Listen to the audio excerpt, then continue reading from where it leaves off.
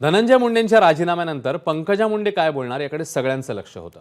यावर पंकजा मुंडे भरभरून व्यक्त झाल्यात, भावनिकही झाल्यात। नातं महत्त्वाचं की नेते, कुटुंबासोबत भक्कम उभं राहायचं की राजकीय समीकरणं सांभाळायची असं धर्मसंकट आता त्यांच्या समोर आहे। पाहूया एक रिपोर्ट। मी पंकजा गोपीनाथ मुंडे आहे म्हणून या विषयावर व्यक्त होत आहे।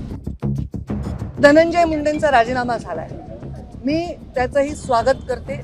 हा राजीनामा फार आधी व्हायला पाहिजे होता। मी मनापासून क्षमा मागते त्याच्या आईची।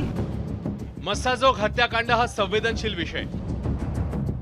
या प्रकरणात सुरुवातीला पंकजा गोपीनाथ मुंडे यांनी एसआयटीची मागणी केली होती, त्या भरभरून व्यक्तही होत होत्या। मी त्याच्यावर सगळ्यात पहिले मागणी या राज्यामध्ये कोणी केली असेल की एसआयटी लावा, तर ती मी मागणी केली गोपीनाथ गडावर मुंडे साहेबांच्या जयंतीच्या दिवशी।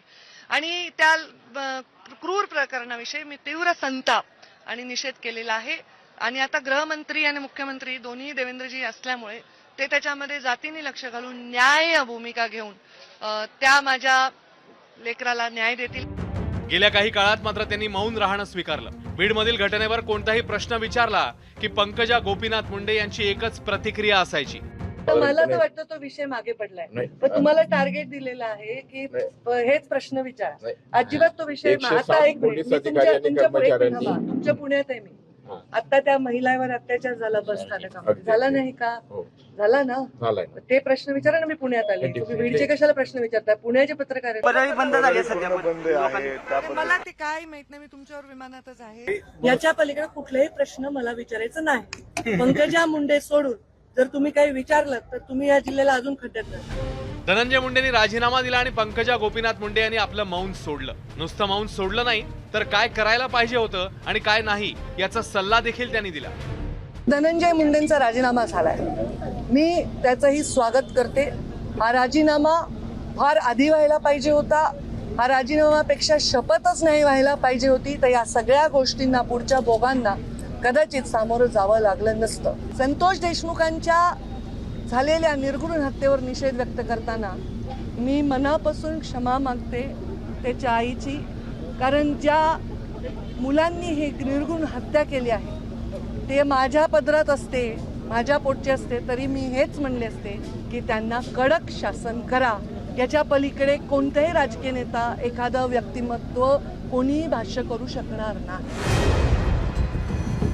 संतोष देशमुख हत्या प्रकरण आष्टीचे आमदार सुरेश धस यांनी तडफेने लावून धरलं। धस अण्णा आणि मुंडे यांच्यात किती सख्य आहे हे महाराष्ट्राला चांगलंच माहिती आहे। त्याचा प्रत्यय आजही आला।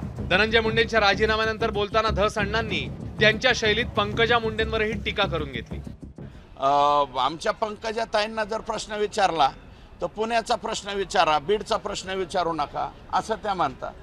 त्यांच्याकडे पर्यावरण खात्याची जबाबदारी आहे, मला वाटतं महाराष्ट्राची जबाबदारी आहे का संपूर्ण जगाची जबाबदारी हे मला माहिती नाही। आणि इथून पुढं मीडियाला माझी विनंती आहे, शक्यतो महाराष्ट्राचे प्रश्न त्यांना विचारत जाऊ नका। ट्रम्प, बायडन, त्याच्यानंतर गाझापट्टी, जर्मनी, त्याच्यानंतर आणखी कोणता दुबई, तिकडचे प्रश्न विचारित जा, कारण त्यांना बीड जिल्ह्याबद्दल काही सोयरसूतक राहिलेलं नाही। सुरेश धसांच्या टीकेला उत्तर देण्याचा पंकजा मुंडेंनी प्रयत्न केला। मी त्याच्यापेक्षा लहान बहीण आहे आणि बहीण असली तरी आम्ही वेगळ्या वेगळ्या पक्षात काम केलं होतं, पण कोणत्याही आईला, बहिणीला, परिवाराला वाटत नाही आपल्या परिवाराच्या सदस्याला या दुःखातून जावं लागेल। पण जेव्हा आपण खुर्चीवर बसून विचार करत असतो तेव्हा आपण राज्याच्या प्रत्येकाचा सारखा विचार केला पाहिजे। त्या पोराच्या परिवाराच्या, त्याच्या जीवाच्या वेदनांपुढे हे काहीही मोठा निर्णय नाही आहे। त्यांनी तो घेतलाय, ते योग्यच केलेलं आहे। मला वाटतं देर आहे दुरुस्त आहे। पंकजा मुंडे आणि धनंजय मुंडे या भावा बहिणीत कौटुंबिक आणि राजकीय वैर दशकभर चाललं। राजकीय अपरिहार्यतेतून ते कमी झालं असलं तरी त्याच्या जखमा बराच काळ टिकतील।